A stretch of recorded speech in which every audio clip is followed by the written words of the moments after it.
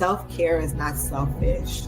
It's actually the biggest part of showing love that you could offer to your family, your friends, and your community. As women, we nurture and take care of the world. And so it's just so important to make your health, your self-care numero uno. So get around people who are going where you want to go and who are where you want to be. And that's exactly what I did. I wanted to be in real estate, so I got around people who were doing things in real estate that I wanted to do. So you might not be able to move things around or change what happened to you, but if you can change the way that you see it and how you're reacting to it, there's a way. You just do what you have to do. There's no excuse. This morning, I knew that if I didn't get up at 4 in the morning and clear out my emails and do everything that I needed to do. You don't want the government to dictate or a judge to dictate how your hard-earned sacrifice and wealth gets distributed to your family and your loved ones. Our culture is embedded in American culture. There are people who come to America and engage in American culture, which is Black culture. So Juneteenth is really about Black culture, and it's about celebrating us, celebrating the different diasporas of Black people, even the dialects.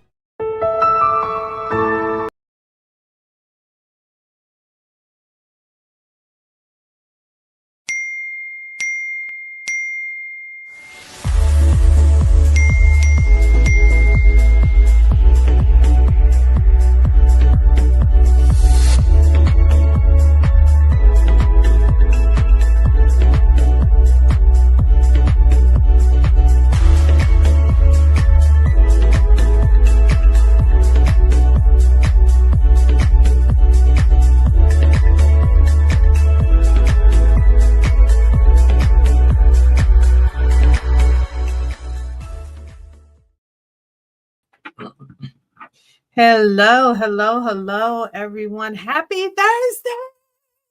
It's Thursday. And what does that mean? That means that it is Juneteenth, New York City's Lunch and Learn Thursday. And I am Athenia Rodney, CEO and founder of Juneteenth NYC, and I'm excited to have you. I hope you get that. But we are coming up on the holidays. And I'm ready. I'm ready for this year to be over. This year has been a challenging year overall. There's been a lot of loss. There's been a lot of gain. There's been a lot. But this year, I am excited and thankful for where we are. Because guess what? I'm still alive. I'm still here to live another day and to make a difference in somebody's life. And we hope that with our conversation today, that we'll be able to do that. We have a very special guest, like every week, right? We have some really dope individuals. The last couple of weeks, we've been talking about cancer and health awareness. We talked about fibroids. We had some survivors come on and share their stories. We continue to bring you some really amazing conversations. We've talked about finance. And next month, we're going to be going into conversations about Ghana because... drum roll. We going to Ghana, y'all. So we definitely hope that you will join us on our trip to Ghana for 2026, 2027. So that'll be next December. But we starting to take people's interest. It is just a small amount of $199 to participate. And to get your name on the list. We are only taking 50 people and we are ready. We just opened it on Wednesday and we're already at 45 people. So spaces are absolutely going fast, but we, again, are excited that we get to go. And it's not just going to be a regular trip. We are going to do some networking. We're going to have some business conferences that are going to be happening there. We're going to do some community work. And we're going to be talking about how we can purchase land. So all of December, we're going to be having conversations with different individuals from the motherland, directly from Ghana, and just talking about preparing. What does that look like and being in that space? So without any further ado, I'm going to jump right in and introduce our speaker for today. Today, we are going to be talking about, I don't know where we're going to go. It could go deep. It could go. So we're going to see, we're going to let the spirit flow and let it take us where it takes us. But this person who we will be interviewing on today, she is a near and dear friend. I've known her quite a while. Let's say I would probably say maybe about 15 plus years or so. And she has been around since the beginning of our Juneteenth days inception, when we were doing a lot of things. And now, even at the beginning of her business and just seeing it grow. So I'm glad to be able to talk with her and to see where her business is right now. So today we will be meeting with Rosalyn Mcintosh. She is a trauma-informed coach, mentor, and founder of her beautiful, amazing business, Building Sisters in Brooklyn, a nonprofit dedicated to helping women and girls heal from trauma, rejection, and anxiety. And I just remembered, something that just came to mind. We wrote a book together. I don't know how I could even forget that. I was like, wait, so we even have a book that we curated together. So there's, when you do so much, you know, your hands are in so many things, you forget a lot of the things that we do. So I was grateful for being brought into the trilogy that Rosalyn had led, and being able to share my story and talk about some of my past traumas. So she does a great job with that. Rosalyn is also the community and outreach pastor of Greater Dimensions Christian Assemblies of New York. That was a mouthful, but where her ministry extends far beyond the walls of the church. And like most people, if you are in the community, if you are about your community, then it's not just about what's happening inside the church, but it's about bringing that ministry into the streets, because that's really where it is. Inside the church is about cultivating. Outside the church is about bringing and winning souls. So she does that. She's in the streets. She's in shelters and into the hearts of those searching for hope, which a lot of us are still doing. Look, I'm still in that space. And even though I'm saved and sanctified, but we all need someone to kind of reel us back sometimes. And I'm glad that we have a person like Rosalyn to be able to do that. So her work provides food for the less fortunate, school supplies for children, and most importantly, spiritual nourishment for the soul. So I'm going to bring Rosalyn to the stage and welcome Ms. Rosalyn, because she has some other businesses, some coaching practices and things like that, that I would love for you to be able to share a little bit more about. But welcome, Rosalyn. How are you doing, sis? Uh-oh, you on mute. Hi, let's do that again. Hi, it's so great to see you. Hi, hey. So thank you again for agreeing to join us. We were talking, one of our board members was like, oh yeah, we were talking about, we wanted to do domestic violence. We wanted to talk a little bit about that. And I was like, I have the perfect person. And so I was like, we haven't spoken in a while, so I'll be glad to have you on. So I'm glad that you said yes to the call, and welcome to our space, to our lovely home on our abode. But to get us started, I guess share a little bit about, I would like to hear what is going on with Building Sisters in Brooklyn. So talk to us about what you have going on in that space and what made you start the business. Okay.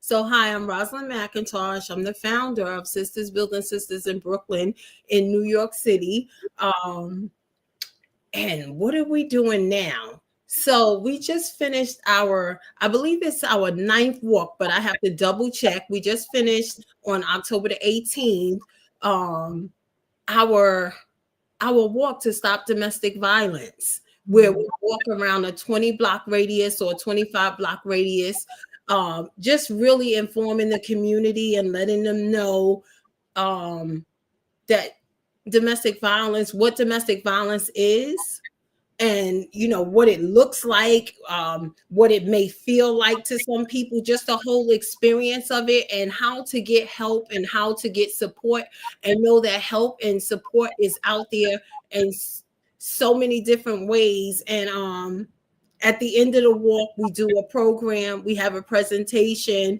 and we also have like a huge support team. We have the mayor's office, we have Sanctuary for Family, just all these different agencies and nonprofits that really help with helping victims of domestic violence, helping survivors of abuse thrive, just helping families. That's what we do in the vein of domestic violence. That's what we did. And now coming this Saturday, Sisters Building Sisters, along with my consulting company, which is RCM Global, will be doing a wraparound workshop with us with a skit, one of our domestic violence skits that we put together. A whole team of us. Sometimes it's a team of survivor leaders from the mayor's office, or that I'm in collaboration with, or it's Sisters Building Sisters members, or it's just people that want to give back in that way. So that's coming on November the 15th. If you're in Brooklyn, if you're not in Brooklyn, please share the flyer, tell a family member, tell a neighbor, have them come out and see what we're about, and also learn about domestic violence. Now, there are a lot of mystifications around domestic violence, right? What it is and what it isn't. Can you share what some of those things, like when you think of domestic violence, I think of verbal abuse. I think of, well, mostly first and foremost, I think of physical abuse, not so much verbal, but I've learned and experienced verbal is a very big part of it as well, where there's isolation that's being created and making people feel like they're the only person, like nobody's going to help you. Like, what do you have in place as an organization to kind of help individuals who are going through, especially that isolation version of abuse? Well, our organization does two things. Even though we are technically closed, where we're not really out doing all the things we're known to do, as far as the workshops and things of that nature. We're on a sabbatical, I should say, but our organization is always open. I get so many calls, especially throughout the pandemic. It was amazing to see. It was such a sad case, but I was always getting calls where people were like, hey, somebody's going through, a victim I know, whether she has children or if she doesn't have children, she needs a safe place and she's ready. So what our organization does, and I'm actually the person that handles that part, I'm the liaison for that part. If a woman is ready to go, without a shadow of a doubt, she wants to leave that place, then she calls Sisters Building Sisters, and I will help her through the network of support, whether it's through supportive housing, whether it's getting connected with the survivor support group, whatever it is. But mainly when she calls me, she's ready to go, and then she's going to go through PATH or whatever it is. I'll execute that for her to get in a safe place and to get away from the person that's causing her harm. That could be her lover, that could be her husband, that could be her friend. But at the end of the day, it's the person that's causing her harm. So yes. So can you let's backtrack a little bit. Can you share with us what made you start this organization? Like, was there a passion behind it? What spurred the interest? Okay, and then we'll go back to what verbal abuse. Well, I'll say that right now. Verbal abuse is what it's the sparks to it. It's the first initial signs of you're in something unhealthy. You're in an unhealthy relationship, because if someone's talking to you and on a negative note, calling you out of your name, or just talking down to you or belittling you in some form or fashion, that is abuse. No one deserves that. And that's where it starts. That's a part of where it starts. It has to do with, I don't want you to look a certain way. Your hair is up, but I like it down. It's about power and control. it's about power and control, and it stems from seeing the nonverbal and verbal signs. Now, how did it start for me? Originally, well, I grew up in a home, in an environment, because let me correct that, because the only two people that I did not see abuse from in the home that I was brought up in was my grandparents. And those were the two people that raised me. Outside of that, all the uncles, aunts, and everybody, they were drinking, drugging, and they were beating the mess out of each other, causing harm. Like to slap somebody in the face or punch somebody in the face or kick them down the steps. It was nothing. So it was like my normal. It was, you know, not just me, my siblings and I, because I'm the seventh child. So it was our normal. So I really didn't know like what domestic violence was. I didn't know it was a thing because it was our normal growing up. But I remember my siblings, mainly my sisters, being abused in the home. And I was a very little girl because my grandfather died when I was 10 years old, and he was my protector. He was my dad. And that's when my world flipped from sunshiny days to just like a world of darkness.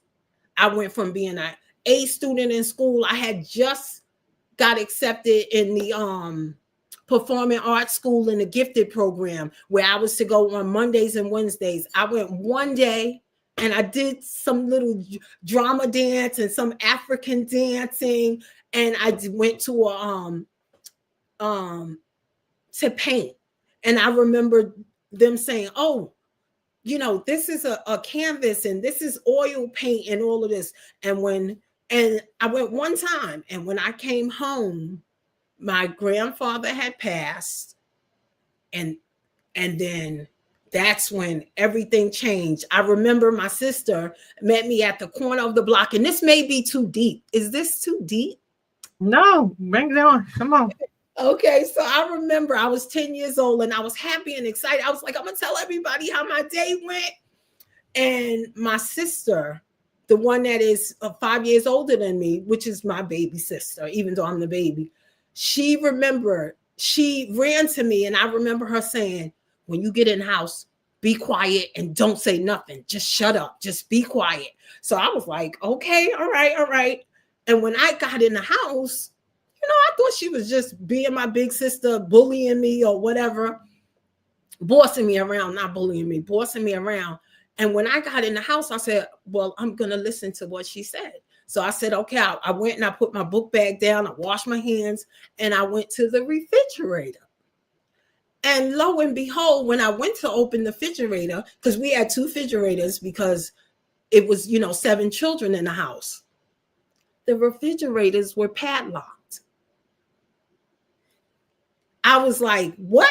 And I went like to pull the door, and the refrigerators, both refrigerators, the large refrigerator and the small refrigerator, were padlocked. So I knew automatically, even though I was 10 years old, I was like, okay, my life just changed. So I got the hint of what my sister, you know, was trying to tell me. So I went in the living room. It was a few family members sitting in the living room, and it was my sister and my brother. One of my sisters and one of my brothers. And the next thing you know, someone in my family, a male in my family, just came in the house, and it just threw me because I love this person. They love me. They just came out. Now I'm 10 years old, and I had a ponytail a little smaller than this. And I remember sitting in this little wooden chair, and it was a couch over here, a blue and white couch, love seat. And I just remember him coming and taking me by my ponytail and ramming his hands in my hair and throwing me to the ends of the couch. Oh and my saying, God. I hate you like I hate your blanking sister. And 10 years old, Hi. that was crazy. I'm sure that was extremely traumatic. Mm-hmm. So I just said, I think that's when I lost my voice, not the speech, like that's where I lost my voice with the power, because everything after that, my grades, everything started going downhill. It was like I was not that happy running in the puddles in the rain type kid in the sunshine. Everything went a whole nother way for me. I need to close this window. So while you're doing it, so what I'm hearing is that life completely changed at that age of 10 years old. And so for so many of us, so many children, so many adults, there is a point in which there is that moment that our lives changes forever. And what I'm hearing is that was kind of a catalyst that was started, what caused you to want to start your organization, Sisters Building Sisters. Yes. And that is and what I always tell people, from pain comes a lot of our business ideas, comes life, right? And I see business or entrepreneurship as life. So you talked about this was a time where you felt like you lost your voice. And I know a lot of the work that you do, especially with your coaching, is about taking your power back. Can you talk about practical terms or practical ways that you have coached individuals to take their power back in scenarios like that? Okay. Well, I'm going to say it. I'm going to say that. But I have to say this. So one day, while I was 10, I remember lifting up my eyes in my bedroom to the Lord, because I was brought up in a Christian home, and saying, God, if you ever let me grow up, I'm going to help hurting women and girls. I don't know why I didn't say boys or men, but and that's where it started. And I did not know that I became an advocate at 10 years old, because I wanted to protect my siblings. And that's where Sisters Building Sisters in Brooklyn came from. I didn't know it until years down the line, but that's where it came from. And so you asked, how do you help people take their power back in instances where they feel like it's been stripped away from them? In so many ways, because Sisters Building Sisters, the foundation was to help women find their self-esteem, and girls find their self-esteem and their self-love and their self-efficacy and their self-worth. That's how it started. So it starts with the conversation. With me, it organically starts with the conversation. Hey, how you doing? What's going on? Or if I see you're in a dark place or something, hey, what are you experiencing right now? So one is to how you take back your power. Think about what you're experiencing. Think about it. Do some self-reflection. Do some self-awareness. Like, and sit in it. Whatever it is that you're feeling, sit in it for a while. And then if you can verbally express it, verbalize it. Even if you have to say it out loud to yourself in the mirror, just to get it up off of you and out of you, so you can look at it. They can look at it, deal with it, address it, or write it down. Write it down. Express what you're experiencing. If you feel angry, I feel angry right now. If you feel sad, if they're, I'm saying you, but I'm talking to your audience. If they were to feel sad, why am I feeling sad? What's making me feel sad? And try to go to the core of it, because there's a core of just like there's a core that makes us happy. We know when we're super happy and excited, because it's all a feeling. It's all feelings, and none of them are wrong or good or bad. They're just feelings. They're just emotions, and they fluctuate. They go up and down. Sometimes we feel happy, sometimes we feel sad. But I would say that's a start to taking your power back. Finding, just sitting with yourself and doing some self-awareness and being true to yourself. To thine own self be true. I heard that years ago growing up, but it's so true. If you can't be true to yourself, who can you be true? Who can you share truth with? Absolutely. As you were talking, the movie The Inside Out, like you were just talking about, going through the levels of emotions and the being upset and angry and frustrated. And I always think like that was such a well-crafted movie.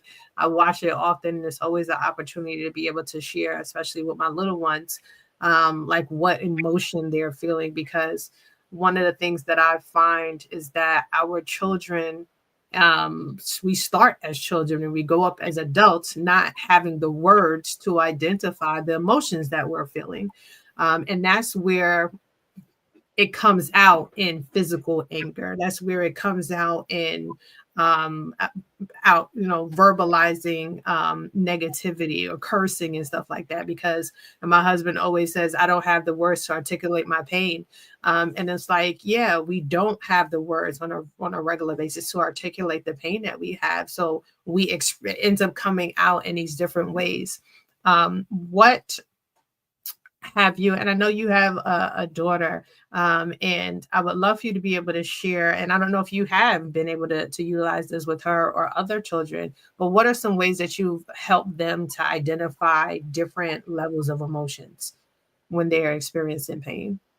Well, like I just said, what's going on? Like in my household, growing up with, Naisha, my daughter, who's now an adult, right? An amazing adult. In my household, it was like it was just her and I, and it was about you can always talk to me, you can come to me about anything. You can let me know if you're having a good day or if you're having a bad day.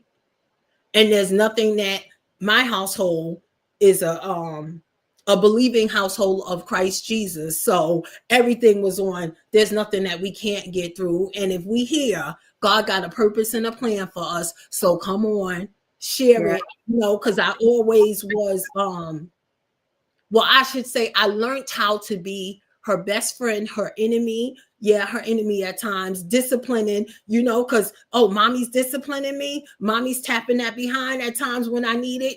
This was back in the days. It's a whole new day now. But when those things were needed, I let her know, I'm going to be your best friend. I'm going to be your enemy. I'm going to be that person other than God that you can come to outside of your father. You can go to your dad or you can come to me about anything, good, bad, or indifferent. And so when there was a time when she was 16 and she was experiencing some real deep stuff, and I was working and she would have to come home from school, and she would come and I would see her in the house. I'd be like, you want to go outside? She'd be like, no, I'm good. She's in the house listening to Smokey Norville and just saying, I'm just taking time to sit in my feelings and deal with what's coming up for me. The sadness that is on my plate. Her father, he's an amazing man, but he was incarcerated, being open and transparent when she turned 16. And it was something that she never could imagine, but she had to sit in her feelings and deal with her feelings and recognize like, wow, I'm really, really sad. So what I give other people, it applied to us first in the home. Yeah, I love that you're sharing that, that you took your own lived experiences and were able to help others to grow past their pain. You mentioned faith, and I'm very spiritually grounded myself.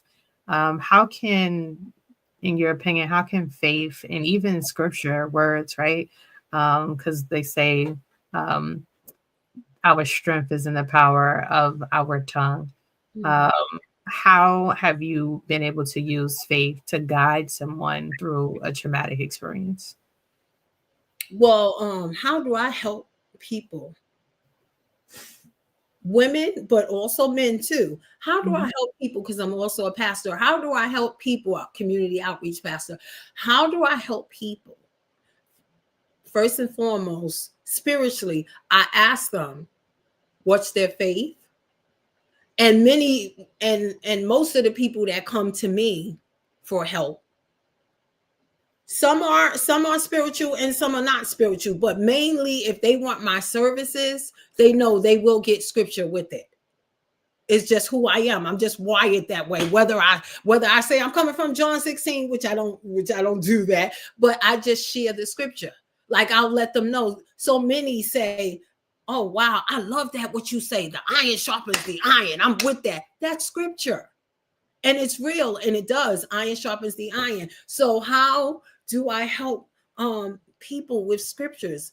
And it's twofold. It's helping them spiritually and practically, and how I incorporate scriptures, because the key scripture that works for me is, as a man thinks, so is he. So it all begins with the mind. It all begins with the thought. If your thought life is not right, or if it's in a dark place, then hello, we got to do some work to get it to get in the right place.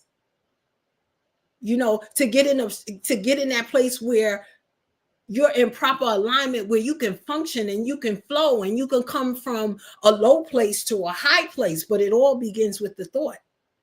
Because if most of the time, if you're dealing with depression, if you're dealing with anxiety, if you're dealing with any type of, I like to say, downer, even if you're on drugs and you down, right? How can you come up? It begins with the mind. You have to take a moment to think. It begins with the mindset. So if you shift and I like to say, I know it says as a man thinks, but I like to say as a woman thinks, so is she. As Rosalyn thinks, so am I. So if my thoughts get twisted, because they can get a little distorted.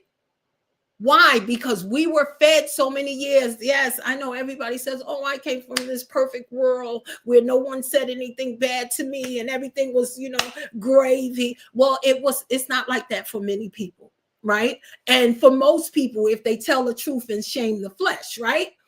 So with that, it's like, okay, the negative thoughts, every lie that was told to you, every lie that was told to us, we can counteract that. We can shift it. We can break it. And how we can break it? By thinking new thoughts and then verbalizing those new thoughts. When because I came from a place, I had suicide idealities, excuse me.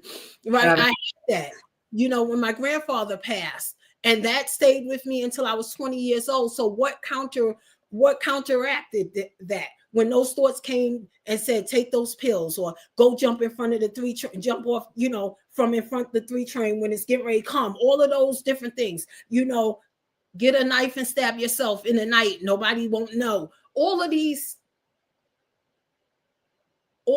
low, dark things, dark thoughts, when they would come, how did I counteract that? I use scripture.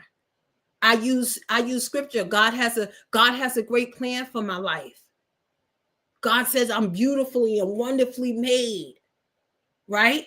And as far as doing the work, or whether it's as an entrepreneur on a job, to get up out of the bed, I commit my works to the Lord. So there's scriptures that I tie into making it work. That was powerful. And I thank you for sharing, because the word is very powerful, and being able to, like you said, put words in spaces to protect our mind from our own thoughts is needed, necessary. And just thinking about that, something that came to mind was about forgiveness, because forgiveness is another space where it drags us into control, or having someone to have control over us. So what are your thoughts about forgiveness, and how does that play how does that hold a space in taking back your power? Wow, that's a very good one. Forgiveness is key. Forgiveness is key. One, God forgives us, right? He forgives us for everything we can possibly fathom, right? And fathom. And And then from that, we can forgive ourselves. Sometimes we don't know how to forgive ourselves, but we can be gentle and we can reflect on how God put forgiveness there. You know, he has it all throughout the words, throughout the Bible. Forgive how many times? 70 times 7. That doesn't literally mean just that amount of times, those amount of times. That means, hey, as often as you need to forgive somebody or yourself, you know, forgive yourself and forgive other people. And I like to tell, you know, my population of women and girls, be gentle with yourself and treat yourself as if you were, you know, that best friend that you have, how you would talk to her and how you would say, girl, you need to go on and forgive yourself. Be gentle with yourself and say, I forgive you. I forgive you. You messed up, Rosalyn. You messed up. But I still love you. And still love yourself and move on. And then forgiving others, I like to say, forgiving others. Sometimes we not sometimes, we hear it over and over. Well, I'm not going to forgive him, or I'm not going to forgive her because they did me so wrong or whatever. But you're holding on to that. That person has moved on. They're living free like a jaybird, they used to say back in the days. You could tell I come from a whole nother era, right? But they're free. They're not thinking about you. They're not thinking about me. But so what we need to do is forgive them, because the forgiveness is for us to get free. When we forgive them, we're free. We're light. We're lifted. I like to say, my pastor used to say, when you release, you increase. You know, he was talking about that on so many other levels, but to me, that applies with forgiveness too. When you release, you increase. I like that. Come on now. When you release, you increase. So you brought up that best friend, and I am, you know, especially in our communities, right, of color, all of our best friends become, especially to our kids, auntie and uncle and all of that. They become our community. So how have you used community and sisterhood to help support people emotionally? Wow. Okay. So like, that's so good. I have so many, people from, there's a family. I have used Sisters Building Sisters to help other people, right? Other women and girls. And in fact, who's near and dear to me right now and how it comes into family is two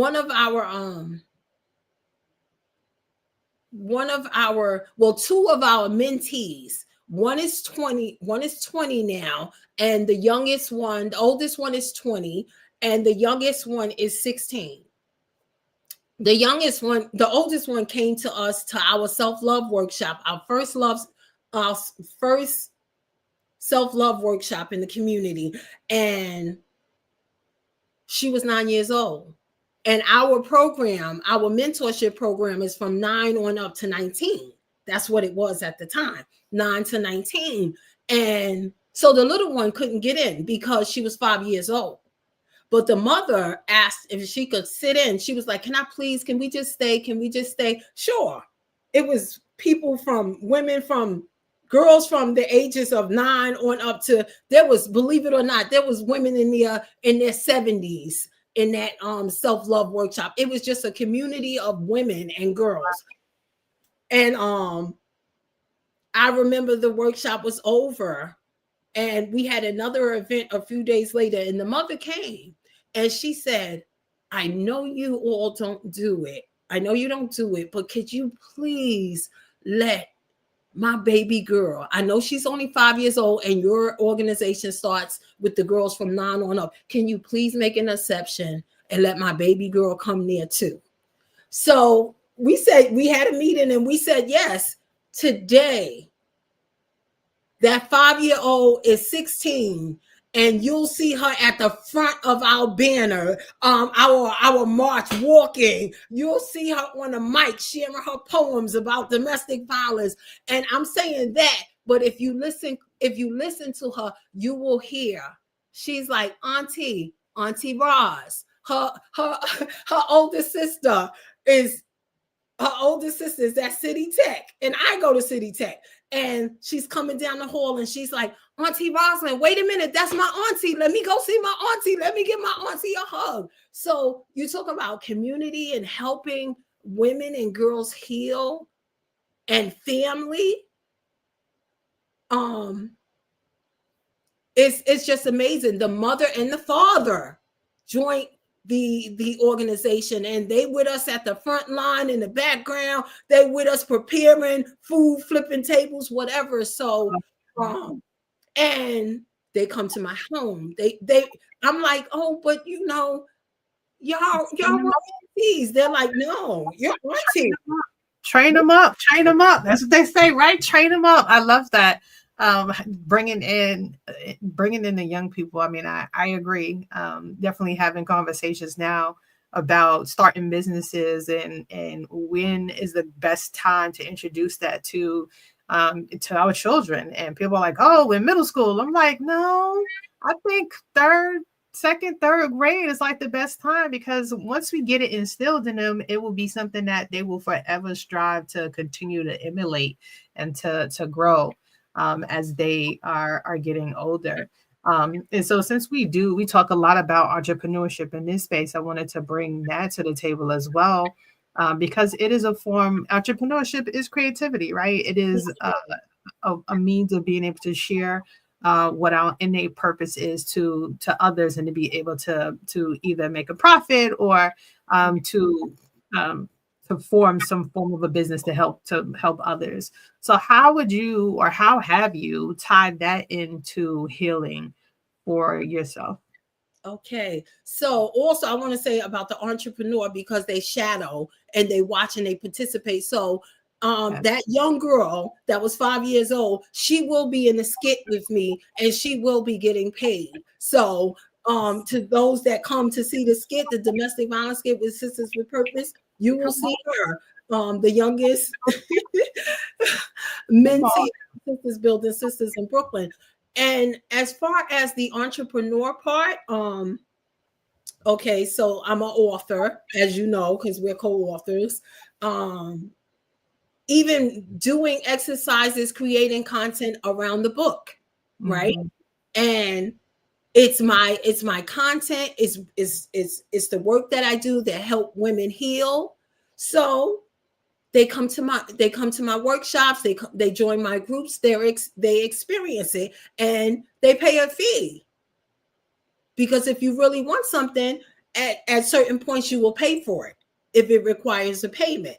So that's a area of entrepreneurship for me. And then there's the domestic violence skits. That's a branch that's being cultivated right now. And then there is Rosalyn's blooming boutique, right?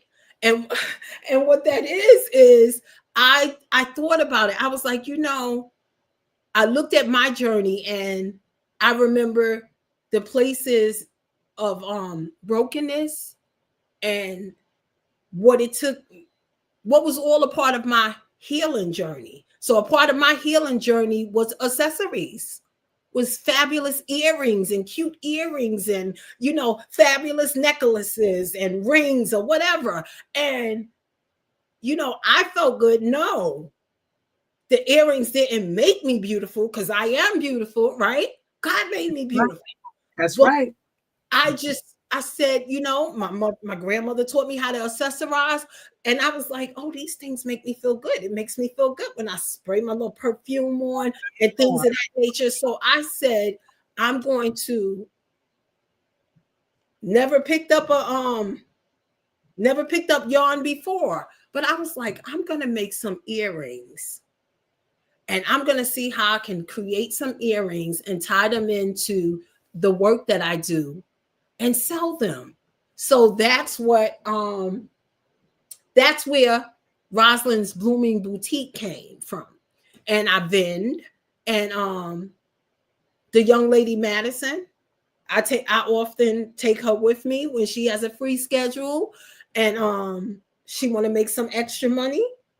Okay, no, you're not gonna go there and say I'm the mentee from Sisters Building Sisters. No, Madison, you're gonna learn the ins and outs, how to work the books, how to make sure that the Zelle go through, or the WhatsApp, or the Cash App, or whatever. You're gonna know how to exchange the cash or whatever. So yeah, entrepreneurship, and also teaching them how to be leaders and how to be entrepreneurs and do things on their own. I create other things that's going to come out soon. Okay, you coming over my house. Let's learn how to do this. They used to say, teach a person, give a person a fish, and you can feed them. You'll feed them for a day. But if you teach them how to fish, now I don't know how to fish, but I know how to use creative things, and I don't mind sharing, especially with the women and girls that God has placed in my, in my environment, in my circle. So come on now. Entrepreneurship spirit. I heard plays, I heard author, I heard workshops, I heard trainings, I heard jewelry.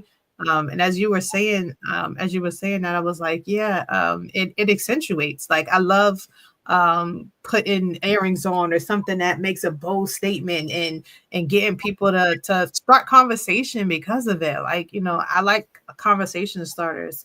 Because I feel like a lot of times people are looking to say something and they don't know that end. They don't know what that end could be. And so they might say something weird like, oh, you got a piece of lint on your jacket. And I'm like, really? Right, were you looking at my jacket so hard that you saw the piece of lint that was on the jacket? So let me give you something a little bit more conversational. Yeah. This conversation other than that. So I agree. Jewelry, smells, like all of those help to accentuate who we are, who God gave us as our talents. And I'm glad that you're doing that. I really love that whole idea. And the fact that you're bringing the young people into it, like, this is, we need to continue to train them up. Like I said, that is absolutely the start of all of this. Want to switch gears just a little bit. Sure. As we are starting to close out, like, the time just goes by so fast. And it's like, oh my gosh, the hours already happened. But you shared so many really great things. And for those who watch this afterwards, I would love for you to be able to share something that would, what advice would you give to someone who feels called to help others to feel similar to what you've been doing? What would I say? First, I would say, if you're spiritual, pray and talk to God and see what He says. If you serve the God that I serve, or you can speak to the God of your understanding. But that's the first thing for me to pray and get still and hear from God. And then the second thing, what type of, can you say it one more time? Yeah, sure. What would you give as advice to someone else who feels called to help others? So someone who is like, I've experienced a lot of bad and God has gotten me through it. What would you tell them, or what kind of advice would you give them to start their journey? Like, what could they give back? How could they give back? How could they be a light in the community? I would say look for, because that's another way that it started for me.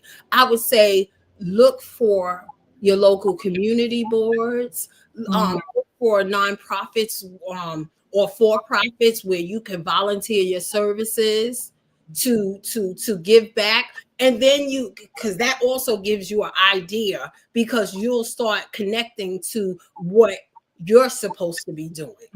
You'll start saying, oh, well, I really enjoyed that. Well, I didn't really enjoy that, so I'm going to leave that alone.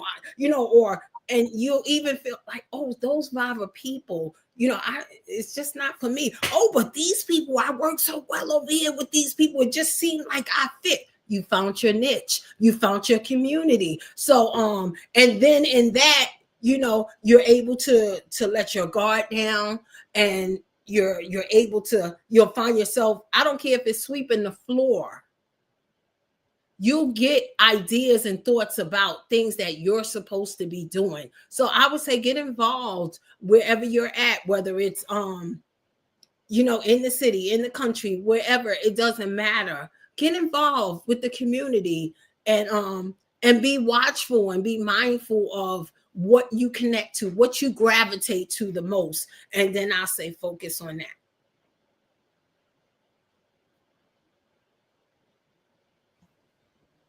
Thank you for sharing that. And I have a couple more questions, because this was a conversation about domestic violence. And what I would love to be able to leave for others is how, as a community, how can we help people? So if someone came to us that were in a space of needing help, how would you encourage community members to be able to jump in? Like, what are some things that we could do as community members to help someone who has experienced domestic violence or trauma? Now, this may seem like it's coming out of left field, but it's real and it's true. The best thing that we could do for a survivor or a victim of abuse when they're in a very crucial stage is to simply be there for them, to let them know, I'm here for you, and I'm listening to you. I'm here to be a listening ear. I'm here to support you. What does that support look like? And honor their story. Whatever they're sharing with you, it's not the time to say, oh, well, you need to do this and you need to do that and you need to leave them, or whatever the case may be. Back off from that. That is adding trauma to them. And I know we want to be the community and come in and save them and rescue them, but the best thing we could do for them is to say, when you're ready, I'm here for you. And they will let you know when they're ready. They will let you know that they're not ready if they're not ready. And if they say, I'm not ready yet, be okay with that. If you see them going back to him or her or whatever, it's okay. Because sometimes, believe it or not, it actually takes a person experiencing physical, intimate partner violence to leave that person. They may leave that person, believe it or not. It's like recorded somewhere.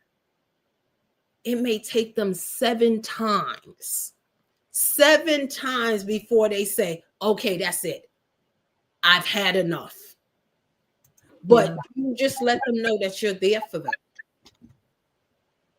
And if you're going to be there for them, be there for them the 7 times until they're ready. Be there for them. If anything you could do is, I'm here for you.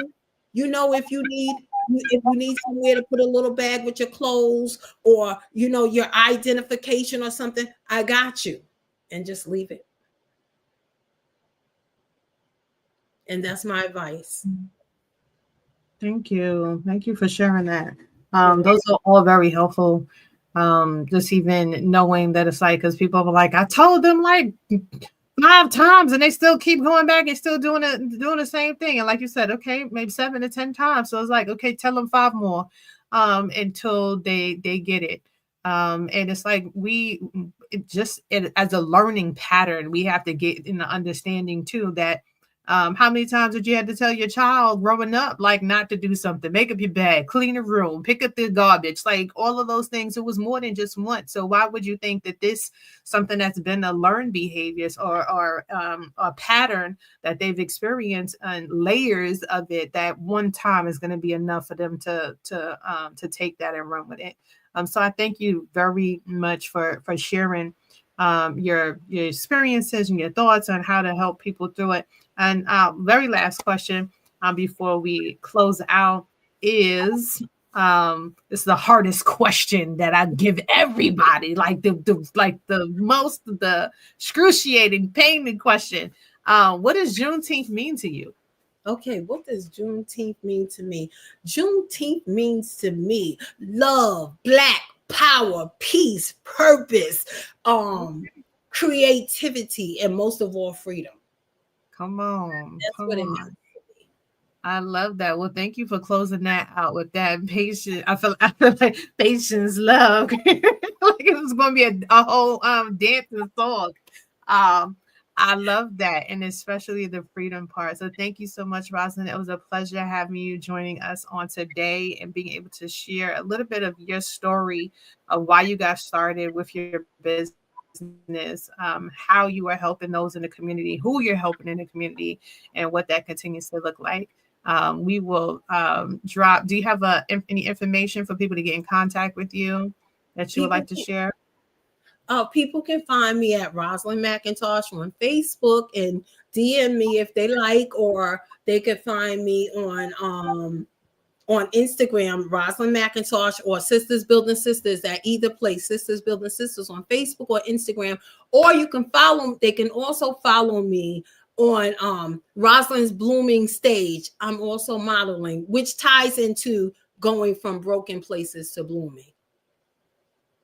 I love that. Thank you so much. This is so amazing. So dope.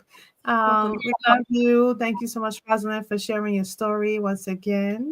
I'm going to put you back behind stage while I close this out, and then I'll be with you shortly.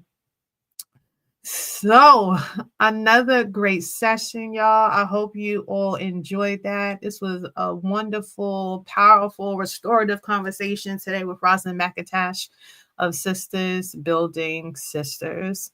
As we reflect on her words, as we remember that healing begins with awareness, recognizing both the verbal and nonverbal signs of what to experience and how we show up in the world. It takes us taking the first step. We were reminded today that verbal abuse isn't always loud.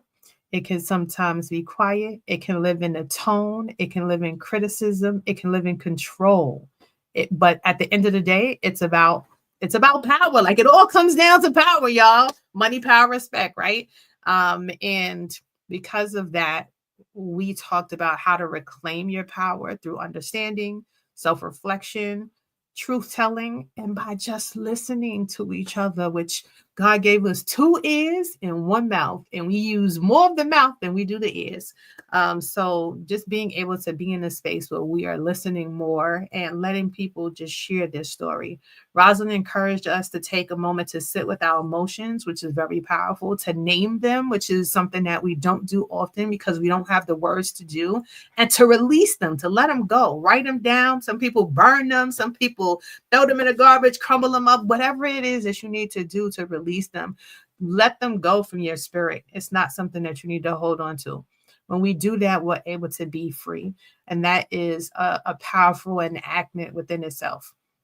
So I hope that she reminded you that God's grace covers it all, because I totally believe in that as well. He forgives us, and we must also forgive ourselves, which is something else that was very powerful that she shared, because we don't do enough of that.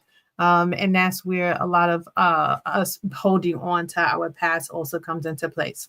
So as she says so beautifully, when you release, you increase. So let's carry that truth with us to let go of the pain that we're holding, embrace grace, and make room for peace, purpose, and power. I love you all. Thank you for another great Thursday. We'll see you next week. And happy weekend. Athenia Rodney, Juneteenth NYC. Be blessed. From the roots of tradition to the rise of reconnection, where history meets the heart of Africa. Celebrate freedom, culture, and homecoming. This isn't just a trip, it's a return. The motherland is calling. Will you answer?